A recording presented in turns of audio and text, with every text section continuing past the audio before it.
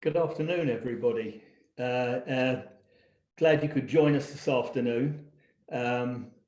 We'll be examining this issue of the new normal this afternoon, and whatever that means for our business. So I'm delighted today that joining me, I've got Steve Scofield, known to many of you as our Head of Business Development, and Gordon Grant from CitNow. Gordon's hugely experienced. Again, will I guess be known to quite a few of you, and you know has himself been witnessing through the huge numbers of customers and contacts that CitNow have. What the new normal is looking like for their business. So guys, they're just joining me now. Steve, hi, and Gordon, hi, how are you? Hi, Steve. Hi, Steve, very good, thank you. You well? Good to see you both. So let's have a look at the agenda for this afternoon. Okay, first of all, we just want to have a look at what the new normal means right now.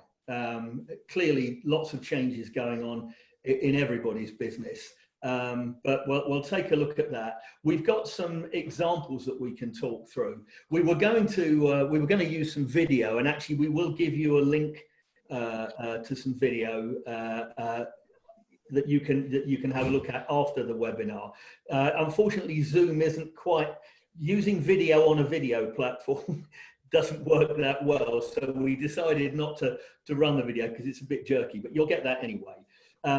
Then we'll start looking at changes to the way we work, and then what does the new normal will mean. Lots of different things to lots of people, and it'll be an evolving thing. It's we now know, I think Chris Whitty said, that the government's chief medical officer, we might not have a cure for COVID-19 for a very long time. We might not even have one. We might have some sort of treatments we can give, but we have to recognize that the situation will be one that could be fairly open-ended. So let's start looking at the first part here, the here and now, and that's really, I mean, given that showrooms are now going to be opening next Monday. And many after-sales operations are now back as close as they can be to full operating capacity, given social distancing guidelines. Let's talk a little bit about implementing social distancing measures in the business and being compliant with HSE guidelines and so on.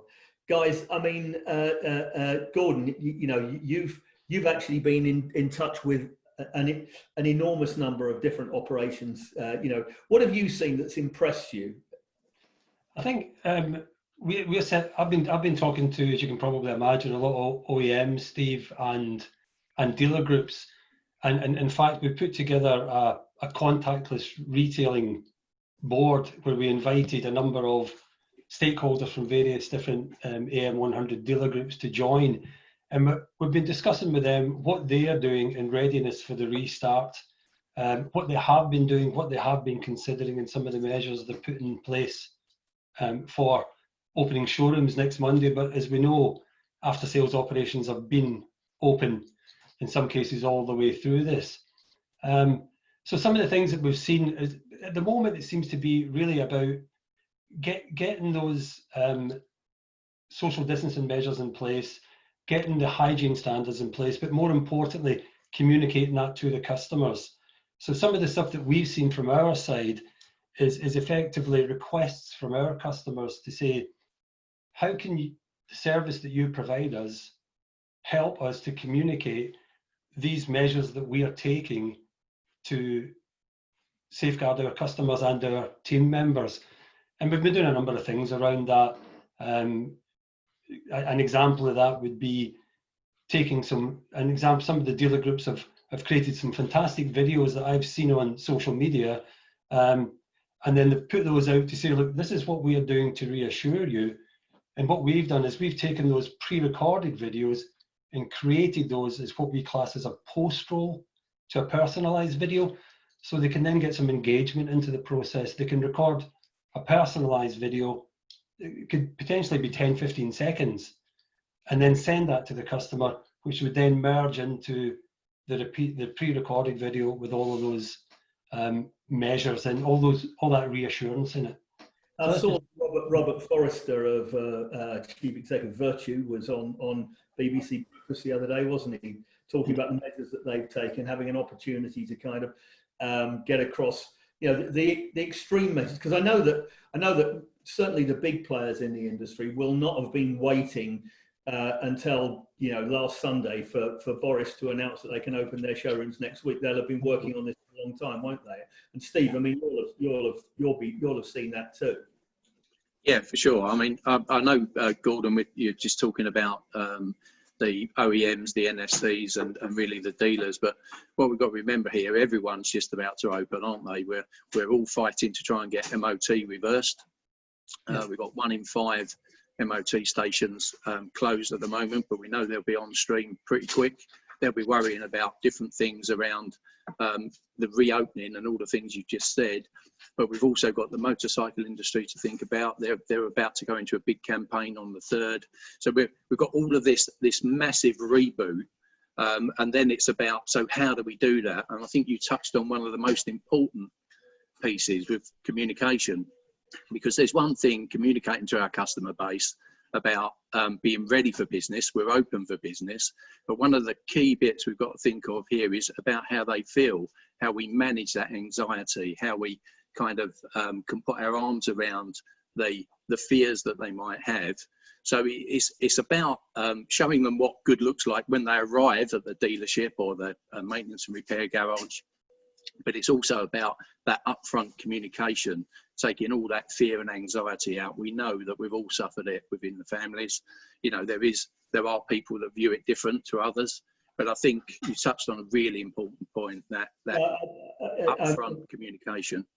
I think we all know, whether it's our own staff or you know, from the various businesses we engage with, that there are mixed populations, and it'll be the same with customers, won't it? There will be customers who are really quite worried about the idea of going back into a dealership. Not I mean anywhere actually, but not just dealerships. But that's where, as you say, that communication piece and it is critical. And I guess there's no better way of doing that than showing people what you've done. You know, using video as a media. I mean, there are so many ways of doing that, but I mean, again, you know, this is something you've been working on pretty closely, isn't it, Gordon? It is indeed. I mean, one example is one of the OEMs that we work quite extensively with engaged with us pretty early in April, and it's been a busy time for us, to be fair. Although a lot of the markets that we are providing the service into have been in lockdown. I think the proactivity of the OEMs, NSCs, dealer groups and the industry in general through that period in readiness for restart has been really reassuring. But this particular OEM, they've been looking at effectively what they class as a no-touch customer journey. And it's kind of, for us, it's kind of evolved into a contactless customer journey. We've been doing a lot of work on that ourselves, along with the OEMs that we're engaged with and the dealer groups and so on. My view on it is all of this readiness for a contactless customer journey, it doesn't need to be impersonal. I don't think contactless means impersonal. I think we can get using video can help get that engagement into it as well. Haven't we all sort of changed our view around these things? I think we were talking yesterday, weren't we, and saying we've all been subject to kind of immersion therapy when it comes. I mean, you know, we as an organisation, as Steve will bear out, are very have always been very pro remote working and so on, and we were well prepared for that. But it's still a big step to put your entire staff on remote working, isn't it? And I think we're all beginning to realise quite how tractable the medium is if you use it the right way. Absolutely. You know, and certainly now, I mean, people are using Zoom and other platforms for not just for work, but for, you know, because they can't talk to each other any other way, they're using it for social means and everything else as well. So it's the kind of aversion to using it will have been reduced by that, won't it? Yeah. Yeah, I think it's a massive culture shift, isn't it, Steve? That's come in a hurry because of the COVID, situation we find. So I think any acceptance of that will flow right through our customer base, and it'd be interesting to see how they want to do business with us in the future. So it's not just about our staff and how we operate and how more efficient we can become, but actually that whole social and culture shift that we've seen across our customers. They'll want to do business with us in a different way anyway, won't they? Yeah, they will. They will. Steve, just in passing, I mean, you mentioned a motorcycle campaign, and Leonard Gingell has asked, what is that campaign you're referring to? Yeah, well, we work closely with all of the trade associations, as you could imagine, because at the IMI we need to look after the people across the best part of 22 subsectors in automotive retail. And basically the Motorcycle Industry Association are putting together a campaign for next week to kind of reboot that sector. So it's all going to be happening pretty quick, I think. MOT coming back online, the maintenance and repair garages looking for, when do they bring their staff back fully? When are the volumes going to return? But the motorcycle industry are getting together as a collective and are going to put a bit of a push out next week. Yeah. Okay. Thank you for answering that. Another question we've had from Julie Ely is she was saying, I've been working with a few businesses getting them COVID secure. I've been impressed with their resilience and ideas for social distancing and hygiene. I believe the main focus should be on people. What ideas or messages do we have for dealing with well-being challenges? And it's a fair question, isn't it? I don't mind jumping in here and saying, as chairman of BEN, the industry charity, which has an entire division working on well-being. I mean, and they've been extremely busy throughout. I think it is about leveraging all of the. I mean, you do what you can as an organisation, as an employer, and I mean, maybe you can tell us something about what you're doing, Gordon. But as an organisation for your people. But this has been a difficult time, and it will remain a difficult time, not just for those coming back in the workplace, but those who remain on furlough and perhaps have some concerns about future employment and so on. And there are facilities out there though that you can leverage, and BEN is one of them. There's a team there ready and willing to help, and it's all totally confidential. So we haven't been, we've been doing a lot for our own people, but also making sure people are aware of that kind of thing. How about your organisation, Gordon? Yeah, I can only speak from our experience. I mean, what we've done when things went into lockdown, we've got around 122 people in the business. We're in a number of different markets, but the core infrastructure in our business is UK based. And what we did was from the beginning, we have had a bi-weekly webinar chaired by our chairman. A lot of people will know Jeffrey Page Morris and Alistair Horsburgh, who's our CEO. And that's an hour every second Thursday. And we've been very open in terms of we run polls on these webinars, and our HR team have been behind that to pick up on the themes that are coming out of these polls to get actions in place. So I think from our perspective, we'd like to think that this has probably made us an awful lot more focused on looking in than we have been before. And actually, Jeffrey just said today that we'll continue these webinars on an ongoing basis. It's not just through lockdown. It's been so positively received by the team and by the business in general. I think I can build on that, Steve, if I may, for Julie.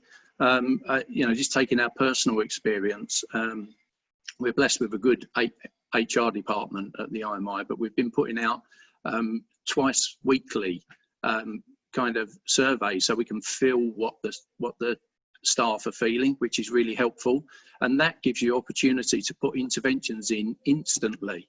You can almost pick it up and run with any challenges and just overcome them hurdles. We've also been using this sort of medium to contact our team. So I'm probably more connected to my business development team than I've ever been, because we have a morning catch up every day. and we wasn't able to do that prior to the pandemic.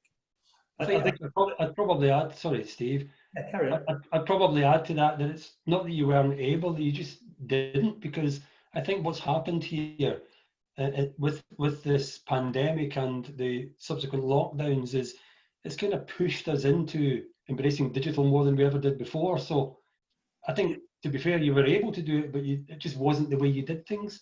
And I speak about that in general, about most people in industries, really.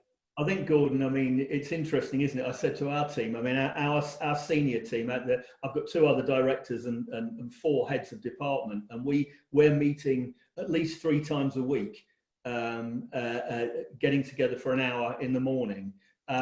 We never do that in the office. I mean, we have regular meetings, but, you know, I have said there's no way we're going to go back into the office and not do what we've done when we and sit in the same building and then not talk to each other, you know, and I think that those last 2 points we have on the slide there about communication and reassurance apply absolutely equally to your people as they do to your customers, don't they? I mean, it's all about them understand. I know, you know, our staff, you know, some are actually really keen to get back into the office. Some are quite the opposite, because for all sorts of reasons, you know, good reasons.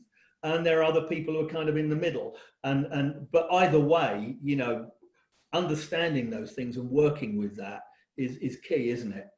And you can only do that by talking to people. And as Steve says, we've been doing a lot of that. Yeah. Can we just move on to the next slide?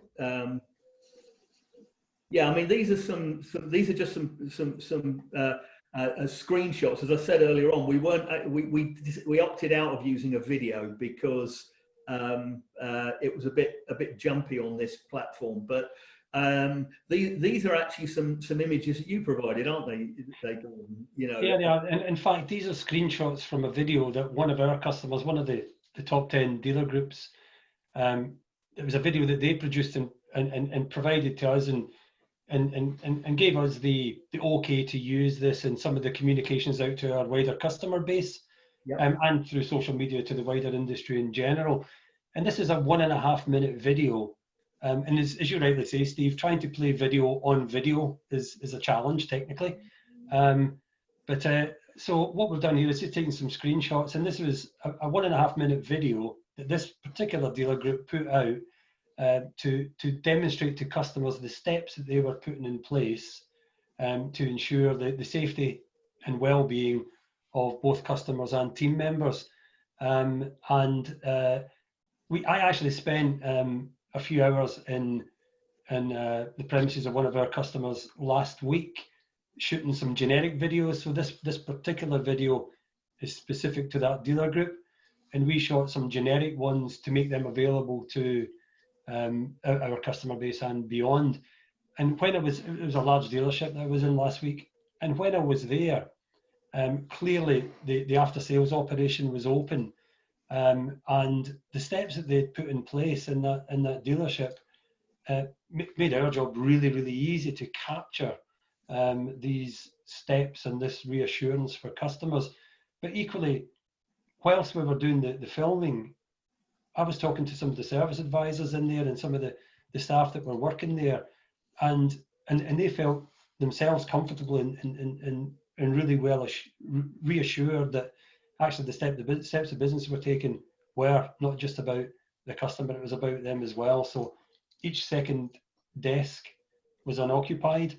There was perspex screens in front of the desks. They had put facilities in place where the customer would leave their key in a plastic bag effectively, and that would be sanitized before anyone picked the key up and passed it on, and then the cars were sanitized before they went into the workshop, and again before they came back out again. So some of the customers that we've been dealing with, and I say customers, our customers, have gone to fantastic lengths to get themselves ready.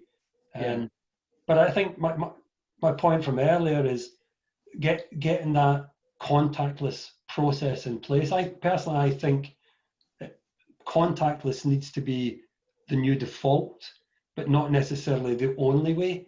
I think historically, person-to-person contact has been the default, but I think that's going to migrate to more to contactless. But if a consumer still wants that person-to-person contact, we need to be able to make that available. It's about customer choice, isn't it? But I mean, we've been talking about this sort of sea change coming in the business for a long time, and I guess the current circumstances have kind of accelerated a lot of that, haven't they? Absolutely, yeah, for sure. One of the questions, actually, Dean Key has asked. You know, I mean, this is great because these are brilliant examples of what bigger dealers are doing. But what about smaller independent garages? How do they adapt to social distancing? And I know that obviously, you know, that can be a different challenge, particularly where space is at a premium, and you've got to try and get guys working 2 meters apart and so on.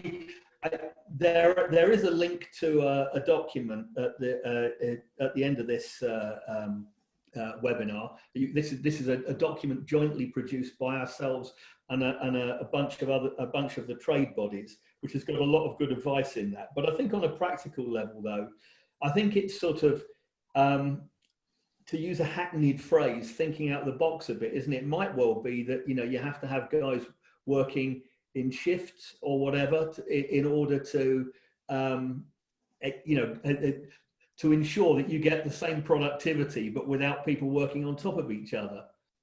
Yeah, I think, Steve, just building on that, that's one of the big challenges, isn't it? Is about the volume of work and how you can maintain a sort of sustainable, profitable business when the measures that we've got to put in place are going to slow us up.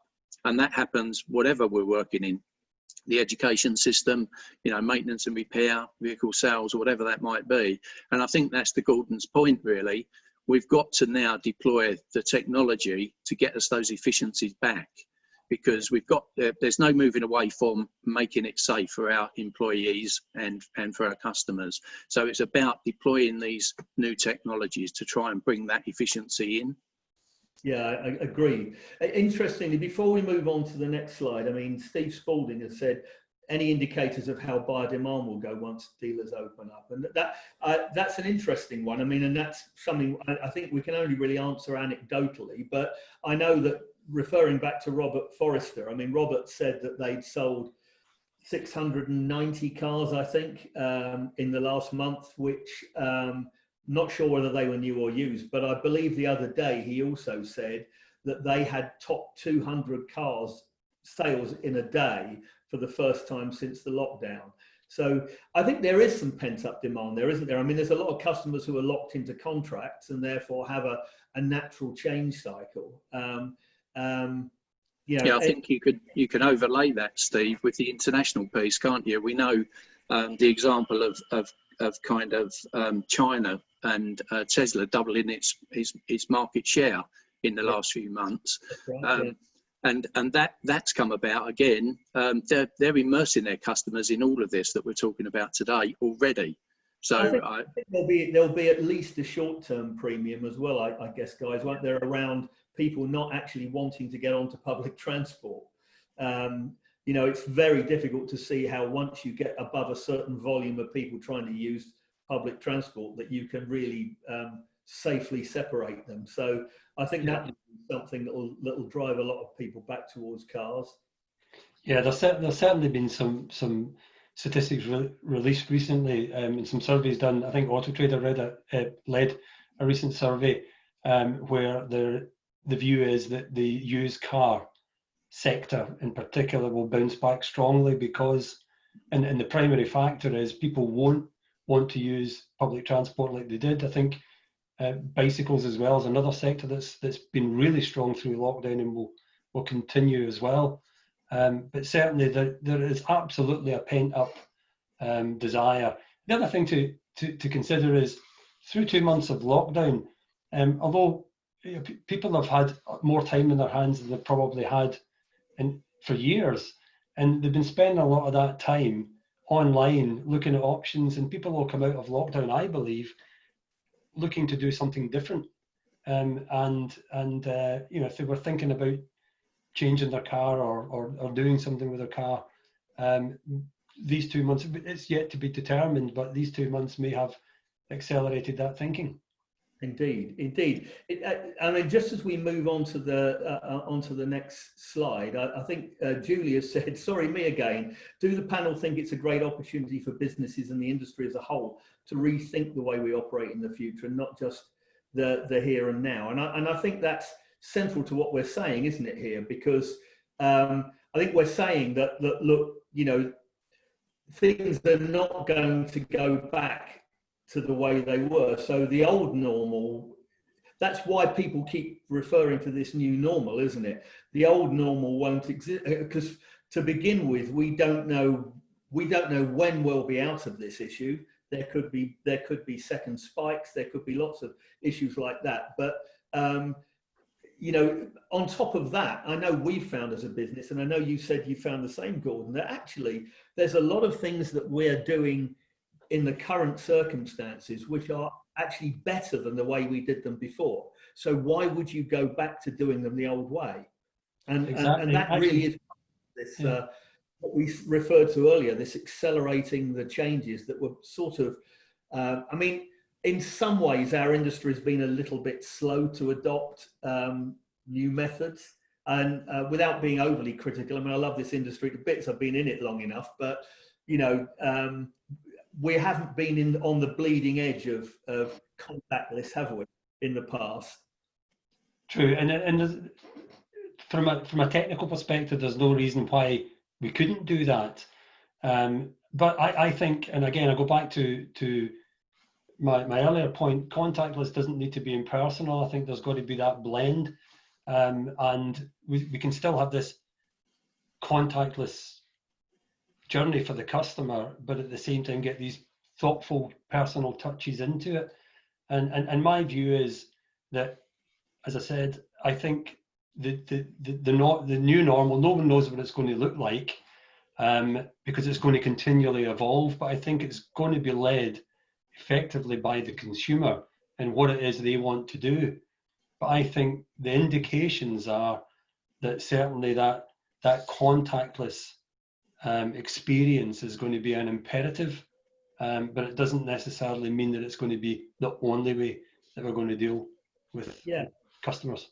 Well, one of the comments, Steve Spalding has commented that we found buying inquiries have held up through our motoring advisory service, even though car sales are down. And I think that there was a little bit of toing and froing with government, wasn't there, over allowing online sales, but deliveries were a bit of an issue initially. And I think it took them a while to decide that, you know, you could actually deliver the cars you'd sold online.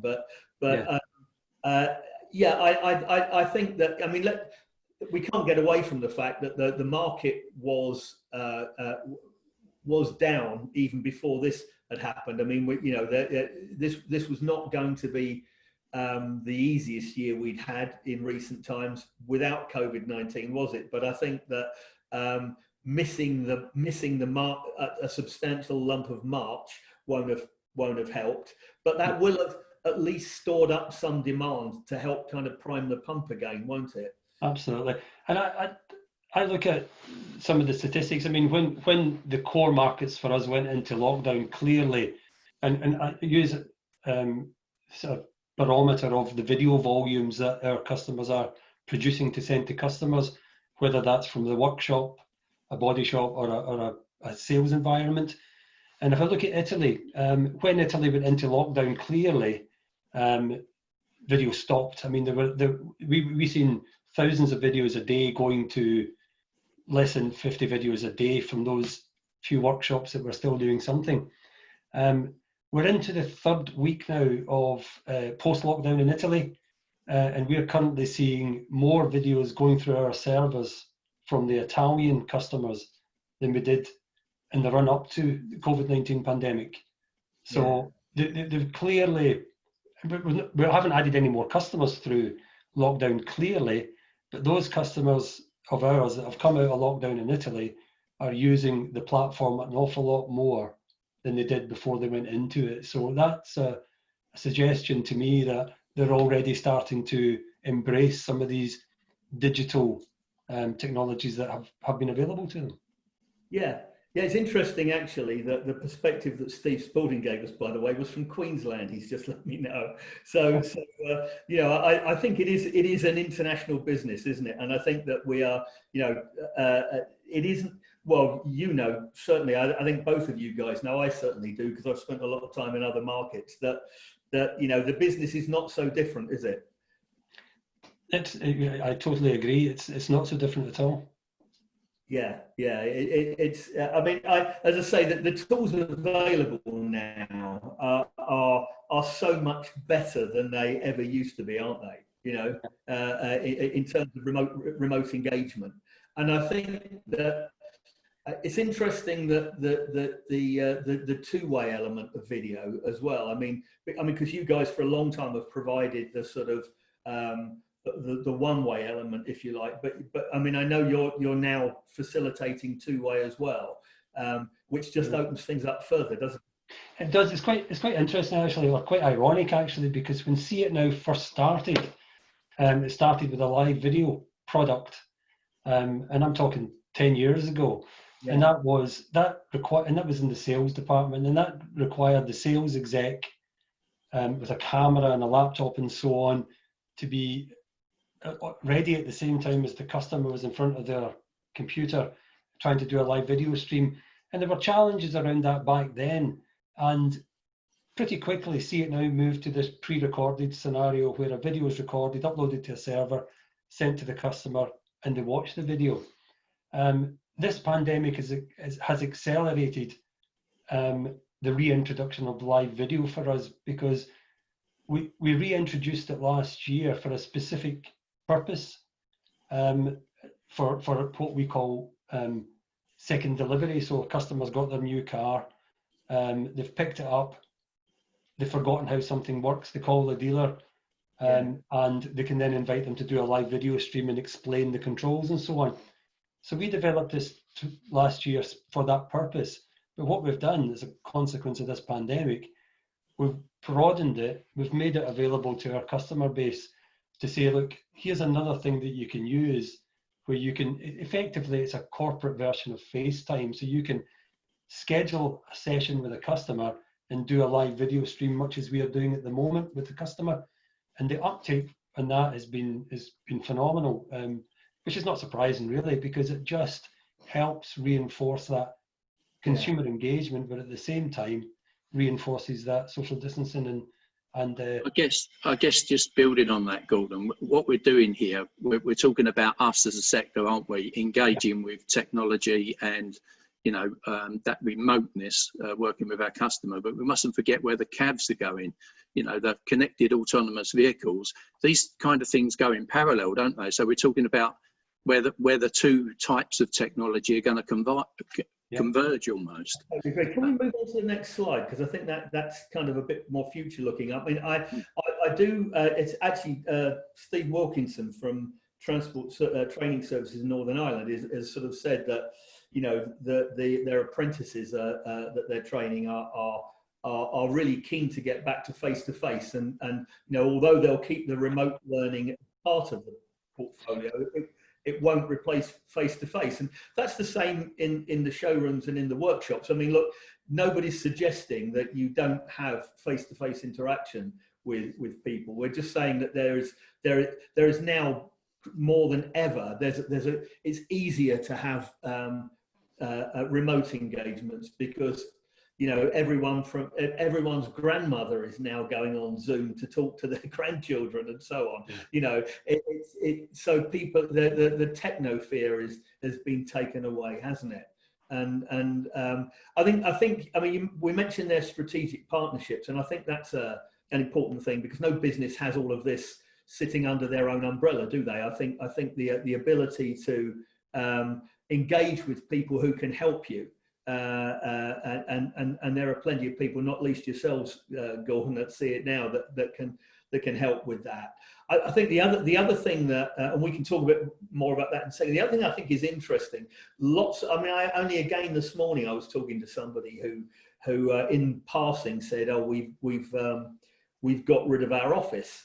So that's interesting. What are you going to do instead? So, well, we will have some kind of an office, but we now realize we don't need the kind of office we had before.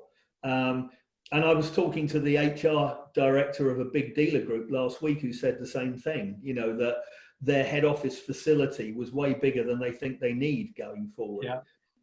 And that's all based on the fact that you realize that you don't need so many people sat in the same place all the time. That doesn't mean you'd never engage with your staff, but we're realizing the same kind of thing, really. And I'm sure you are too. Yeah, exactly. I mean, my personal experience is, I think the days of me flying to Germany for a 2-hour meeting are behind me, because there was an expectation with our customers that we had to be face-to-face to have a meeting, to have a review or whatever. But actually, over the last couple of months, I've probably had 5 and sometimes more really productive meetings over video conference in a day. Yes. That would probably have been a 3-month window to get those meetings in historically. So there's efficiencies on that side. There are inefficiencies on the other side, but certainly there is more acceptance of what you can do digitally. And speaking about our experience as well, we've always been very strong advocates that the implementation of our system needs to be face-to-face. We send one of our coaches into the site, whether that's a dealership, a body shop, or a workshop, and we spend time with the users, coaching them through how to get the best out of our platform and so on. And we've always been very strong on that. But clearly we've had to change tack as well, because that's not possible today. So recent implementations, we've migrated a lot of our implementation and coaching online. So there will be a blend going forward, but it's going to be down to our customers' choice. Do they want us to send a coach in, or do they want to have a set of webinars? But it's all going to be led, I believe, by the customer. But the companies, for me, need to have those options available to service the need. I think we're probably moving to a place, Gordon, aren't we, where as a sector we've got to pick the right partners, whether that's strategic at a high level, like we said about Tesla in China, or whether we're talking about a more local level, how we engage our customers and what platforms we use. But that partnership is going to be really important, because we mustn't forget our core competencies as a business, whatever that is, an MOT centre or a dealership. And we won't have all of the competence we need to move forward, especially with the speed of change. So I think for me, it is about picking the right partners and the right suppliers. Agreed. And we've very much stuck to what we do and what we believe we're good at. And we've got a lot of customers that have had a go at doing some of what we do themselves, and then decided, actually, why am I going down this road? Because I'm going to have to continually invest in it. And we've built really strong relationships on the basis that we provide a service and a system and an infrastructure that can deliver what they need, and we'll continually future-proof it and make it available to them. Yeah, I think we could overlay that in the education vertical, couldn't we, Steve? We're doing a massive amount of new things, piloting new ideas, using new technologies to the same end. So the pandemic has rushed us forward at a pace, because we've got so many learners that are in that boat, that where they need, to be moving forward with both their learning and their assessment. So I think that doesn't matter what part of the sector you're looking at, I think it rings true. Well, I think if you look at this whole issue of digital excellence, which was a headline we chose quite deliberately, wasn't it? That is the world we're going into. I mean, we that's something strategically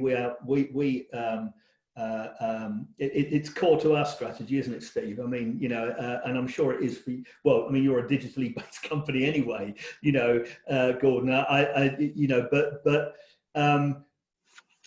You are what you are. So I mean, if you may be a brilliant dealer or a brilliant repair garage, but you're not an IT specialist. So I mean, you don't want to be developing your own platforms. The thing with those kind of things is they ultimately become a millstone around your neck. many years ago when I first joined BMW, as many people know, that was part of my background. We had our own dealer system, which was actually really excellent. But there came a point where the dealer systems landscape moved so fast, there was no way, unless we employed another 100 people just to do that, that we could have ever kept up. And, you know, that's when you have to say, actually, I'm going to go to market and find the best people to work with so that they can help me get on with what I do really, really well. You know, What's your view on that, Gordon, from an OEM perspective? What do you think their challenges will be with all of this shift? So, I mean, certainly, it's about engaging with the customer in terms that the customer wants. So that's been a challenge for them historically. So I think going through this, we're going to see more proactivity. And what I mean by that, I mean more proactivity and using digital platforms and more remote proactivity, but again, getting that balance of personalization into it as well, because people think about digital as being a bit cold and a bit ironically offline, but ironically it's online, but it feels a bit cold and impersonal, and it doesn't necessarily need to be that way. So for me, the OEMs will want to find a way to bridge the gap between the customer's need to feel safe and detached, I suppose, but at the same time and bridge that gap and make them feel engaged. And we've heard a lot of talk over the last few years about omni-channel processes and so on, but actually this is accelerating the migration more to digital, but at the same time the personal engagement part needs to be a big part of it going forward. So not to lose sight of the emotional part of it, whether it's buying a car or having your car serviced. You can't just have it buying your car online and having it delivered to you. That's a massive leap for a consumer. I think it's happening, but it's a big leap. Yeah, I think customers are not a kind of homogeneous group, are they? I mean, you do, God bless them, still have customers who kind of buy essentially the same model every couple of years, and they don't need a handover because they know the car better than the salesman does.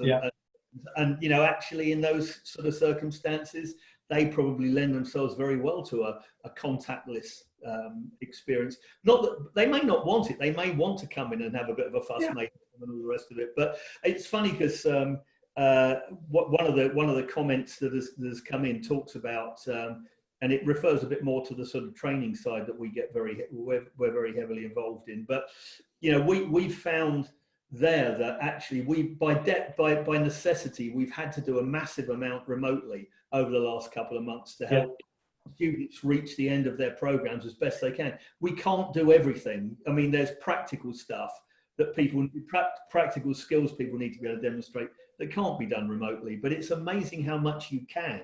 And we've even, in some disciplines, we've actually qualified people right the way through remotely, haven't we? And you know, I think it's the art of the possible, isn't it, really? And what this has made us do, and it will continue to make us do, because we will see some further easing of the lockdown as long as the numbers keep going in the right direction. But without an outright cure, you can't see that disappearing completely. So restrictions disappearing completely for quite a long time, can you? Absolutely. You know? It's all going to, as I said, it's all going to be led by the consumer, because there are some people that will never feel comfortable in a face-to-face or person-to-person environment, and there are some people that today think, oh, it doesn't really matter, it's not going to happen to me. And I think we need to be able to facilitate and qualify how the customer wants to be handled, and make sure that whilst delivering that service, we are able to ensure their safety and safety of our team members. Yeah, I think you make a good point. And migration to digital helps that. It is putting the customer first, isn't it? It's kind of so. By what channel do you prefer to engage? Because I know my daughter would engage in a totally different way to myself. Well, I might be happy talking like this.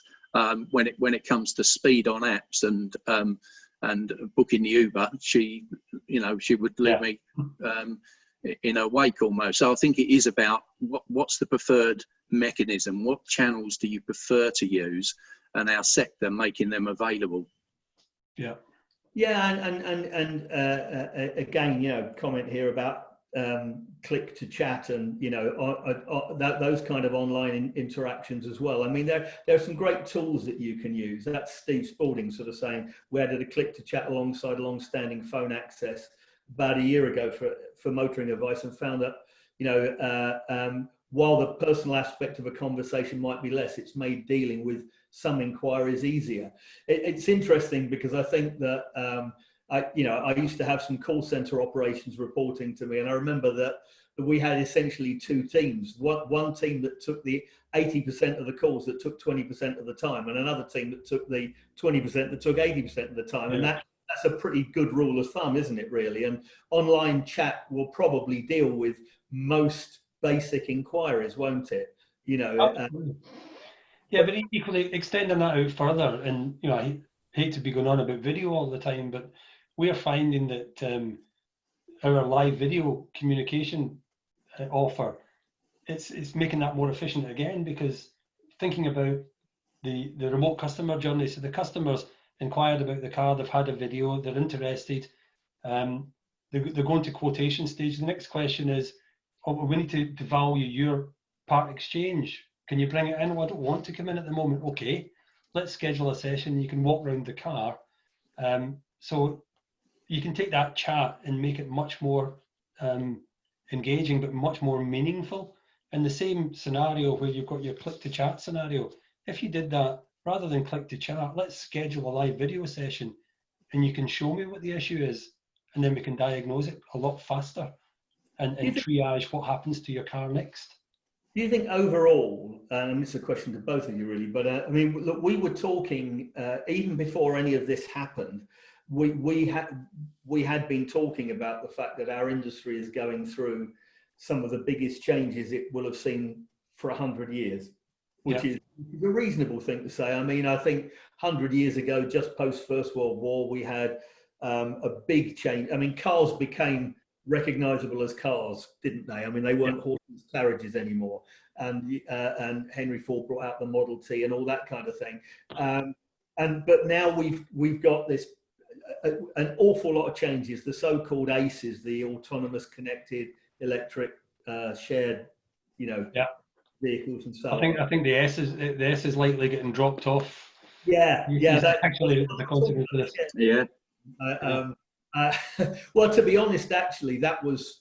I'm not saying it'll never happen, but I think that's a harder sell. Certainly here, because I think some of the big OEMs have actually taken their shared services out of the UK and some other for the time being. But there's no doubt the rest is here and coming. You know, coming and already here.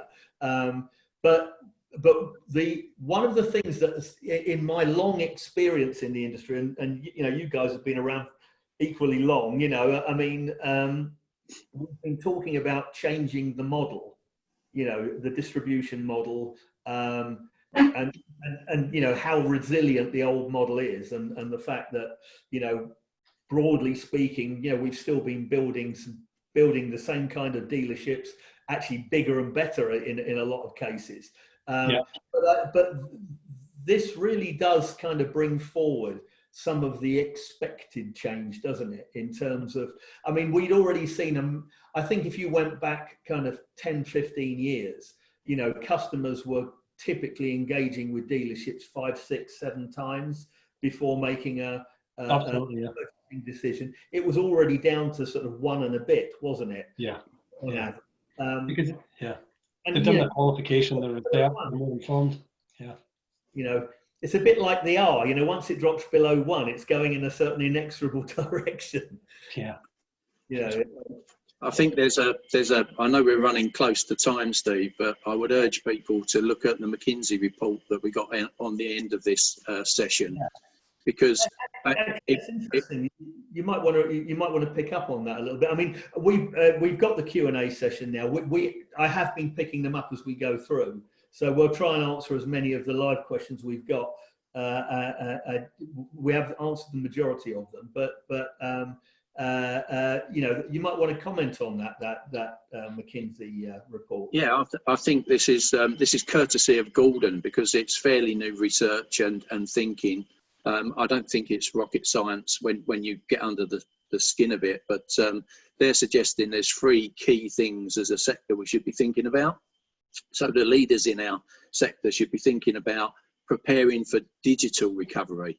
Is the first approach they're suggesting, and I think that's kind of what we're talking about here. But we need to also accept, and building on what they said, I think deploy the contactless customer journey.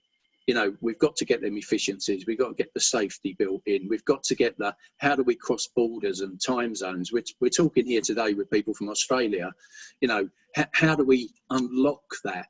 So I think they're right in saying we've got to accept and embrace that contactless journey with the customer, and build all the things Gordon's saying that we mustn't lose around that interactive piece and the kind of customer relationship that we're so keen to build. And their third point is anticipate, don't just gain the views of your customer. So that's back to the Amazon thing, isn't it? That's about, we all know how effective that's been in lockdown, and actually they're anticipating our next move. So I think them 3 things are maybe a takeaway that's worth considering. So whether that's, the customerless journey with Gordon and his team, and moving to that piece, but actually we mustn't forget that big data that's going to come out the back end of this, and how we use that to great effect. Yeah, good point. I mean, that's the point we were discussing when we were talking yesterday, wasn't it, Gordon, about the fact that one of the advantages of a digital journey is it's a hell of a lot easier to retain data and to qualify and interrogate that data. It's sometimes a little more difficult to, or it's proven historically more challenging to get accurate data in face-to-face interactions. And you're right. I mean, digital does give you dynamic customer insights, because you can prompt feedback during that interaction, and having that data available enables you, as Steve said, to anticipate what the customers are expecting and ensure that your processes are designed accordingly. I guess remote as well doesn't preclude customer face-to-face interaction, does it? Just because the customer happens to have transacted with you remotely and you haven't seen them face-to-face during that transaction doesn't mean to say you can't have other face-to-face interactions with them, does it? Absolutely, yeah. And actually, that McKinsey report you're talking about, that Steve was talking about, one of the lines that really, statements that really jumped out of that report for me was, and this was talking generically about industry, so not specifically automotive, but it resonated for me, and that is, companies seeking to emphasize safety should focus on designing a contactless end-to-end journey, but with thoughtful human touches. And for me, that it's you have that end-to-end journey. It can be contactless. It could be completely digital, but it needs to have human interaction in there somewhere to make it emotional and to make it personal. And I think that's what will make it a much better, richer quality customer experience than just the completely contactless environment. Well, it's interesting. One of the questions, Steve Spalding says, do you think that with more digital new car buying from dealers, will it make it harder to sell customers those add-ons typically sold in the dealership? It's interesting, having come from an OEM background, I mean, one of the biggest frustrations was how many add-ons didn't get sold. I mean, I know there are a lot that do. I mean, in recent years, we've had a lot of add-on finance products and things. Those are subject to certain restrictions these days from the FCA. But I mean, there are certain things that people are locked into selling, and they're pretty good at selling. But I mean, there were so many options that if customers knew what they did, they would buy them, but they just so rarely ever had them explained. That's easy to do online, because if somebody says, well, what would head-up display do for me, or what would any number of other options that might exist, what's that going to do for me? Actually, you've got the ability to actually show them something or let them look at it in their own time, and that might help them make the decisions around some of these things. Definitely. We've seen a lot of creative uses of CitNow in dealerships. We've seen sales execs demonstrating what variable cruise control is and how it works, but simply someone sitting in the back recording a video of the sales exec driving the car, showing what happens when it comes up against a slower car, etc. All of that is quite easy to get across in video. It's not so easy to get across in the face-to-face scenario unless you're out road testing that specific car for that specific purpose. But just on that particular question, one of the OEMs that we are working with have got a program that has been massively successful for them, and that is introducing accessories to customers using video. And that there are two windows that they are using for that. So that is the window between a customer ordering their new car and taking delivery. And I'm not talking about options here, I'm talking about accessories. Yeah. And then they're keeping the customer informed. Your car's in build, it will be ready for collection or delivery on this date. Whilst I'm on, I just wanted to show you these deliciously expensive options that you might be interested in. And they're doing that in a very engaging way on video. And the other window that they're looking at is customers' cars in for service, and whilst it's in the workshop, someone in the dealership will record a video of another car in the showroom with some of these accessories on it, saying, look, don't you? And actually, all of that, I think, as we get more involved and we are being pushed more into digital, these opportunities will come to the surface, and we'll be able to capitalize on them an awful lot more. Because there are some proactive OEMs and dealers doing that, but others not.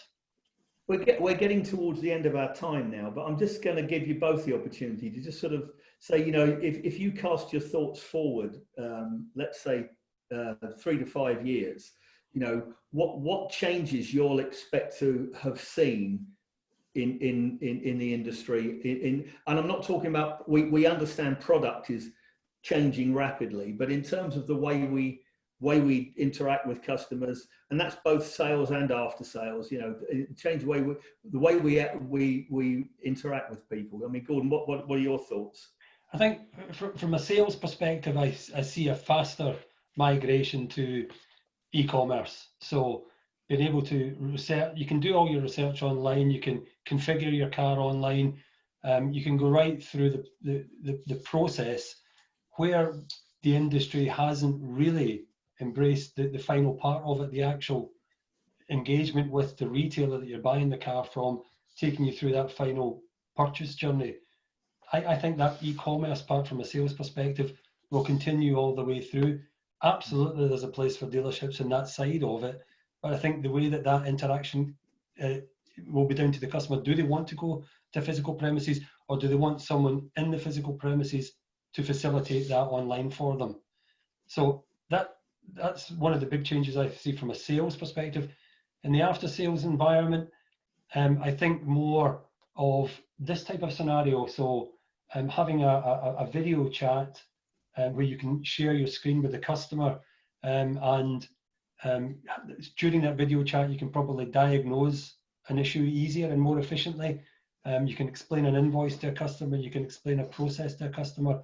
So for me, those are certainly the two things. More embracing digital and where it can help. And as I said earlier, it's been there. It just hasn't been embraced by this sector as much as it potentially could be. Yeah, Steve. I can build on that. I guess from Gordon's perspective, you know, the e-commerce bit is king, isn't it? And I think the whole retail model is going to shift pretty rapidly. We've heard that noise for some time, and I think we're going to see that accelerate now, driven by many different things. You know, we know low carbon's king. We know in the UK we're about to Brexit, but that whole model will change, and I think that will bring a second element, and that's new entrants to the market. So those people that are on the fringe today will be part of the mobility sector of the future. So I think we'll move from automotive to mobility, fairly quickly. I could see that happening. And in all of that, what we'll see, because we see it all the time, with those people, those big businesses that operate blue chip, you know, around the world, we'll see changes in business models as well. So I think it's exciting. There's some good stuff to come. I agree with you guys. We're running out. We've run out of time now. I want to just thank you both for being involved. Great participants, and just point people towards the links we have here on the screen, which will give you some added and useful information. Thank you, and we'll see you again. Thanks very much. Thank you.